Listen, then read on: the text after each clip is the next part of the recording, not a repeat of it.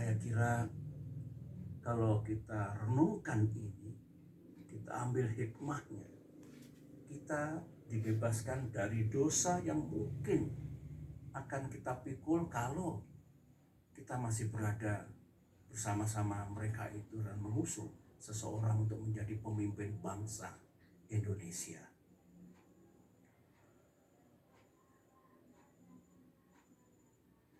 Selain itu, kita ternyata juga tidak diizinkan untuk berkoalisi dengan seseorang yang sejak awal sudah melanggar dan mengingkari kesepakatan.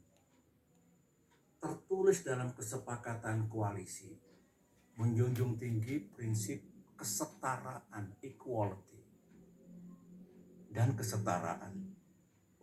Kesetaraan, equality, dan keadilan. Saya ulangi.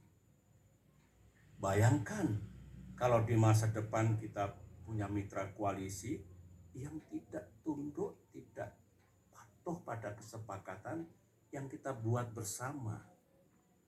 Apalagi kalau mendikte, mengatur yang lain, termasuk capres, memaksakan kehendak, dan tidak menganggap yang lain. Saya kira bukan itu koalisi yang hendak kita bangun.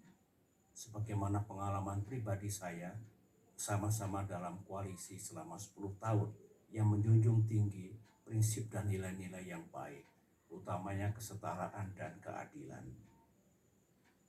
Sekali lagi, kalau kita bersyukur. Karenanya, mari kita hadapi semua ujian dan cobaan ini dengan tegar.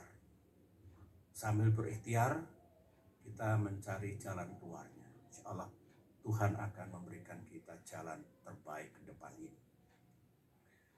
Para anggota Majelis Tinggi dan para kader yang saya cintai,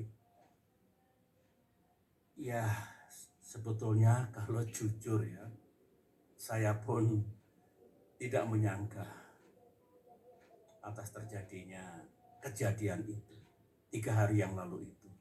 Setelah setahun lamanya kurang lebih, koalisi ini bersama-sama berikhtiar, berjuang untuk bisa menjadi kenyataan dan bisa mengusung capres dan cawapres yang kita harapkan, yang juga diinginkan oleh rakyat. Tiba-tiba terjadilah peristiwa 3 hari yang lalu itu. Kalau saya harus berterus terang, sebetulnya saya tidak naif ya. Saya juga mengerti politik, saya pernah menjadi capres 2 kali, saya pernah bersama-sama membangun koalisi dengan mitra, dan tidak ada yang saya rasakan seperti yang terjadi 3 hari yang lalu itu. Saya mengerti, kita semua mengerti, politik itu memang ya penuh strategi, penuh siasat, penuh taktik, caranya banyak. Tapi saya tidak menyangka kalau tindakan itu sejauh ini, menurut saya melebihi batas kepatutan moral dan etika dalam politik. Ya kasar, ya kalau bisa menggunakan istilah bahasa Inggris, it is really ugly. Mudah-mudahan kita tidak melakukan perilaku politik seperti itu. Ada lagi yang bagus dalam sidang majelis ini saya ungkapkan ya. Sebenarnya beberapa teman sudah mengingatkan saya agak lama, baik dari kalangan kader Demokrat maupun dari luar Demokrat. Begini, Pak SBY benar-benar percaya kepada orang itu atau kepada orang-orang itu. Saya jawab dengan praduga yang baik, prasangka yang baik, saya percaya. Teman itu mengatakan, ya silakan saja dilihat nanti. Yang penting saya sudah mengingatkan. Nah, kalau saat ingat kembali yang diingatkan teman-teman itu lebih dari satu,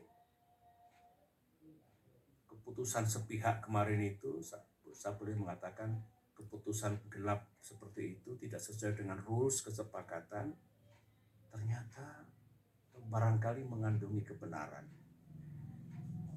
Anggaplah kita salah kali ini,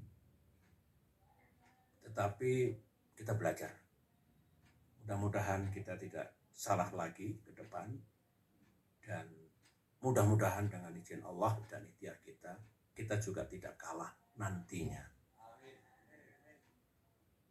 Masih segar dalam ingatan saya, sebagaimana yang disampaikan Bung Entitah tadi, di ruangan ini, saya duduk di sini, tanggal 25 Agustus 2023, berarti seminggu yang lalu, Pak Anies duduk di sini,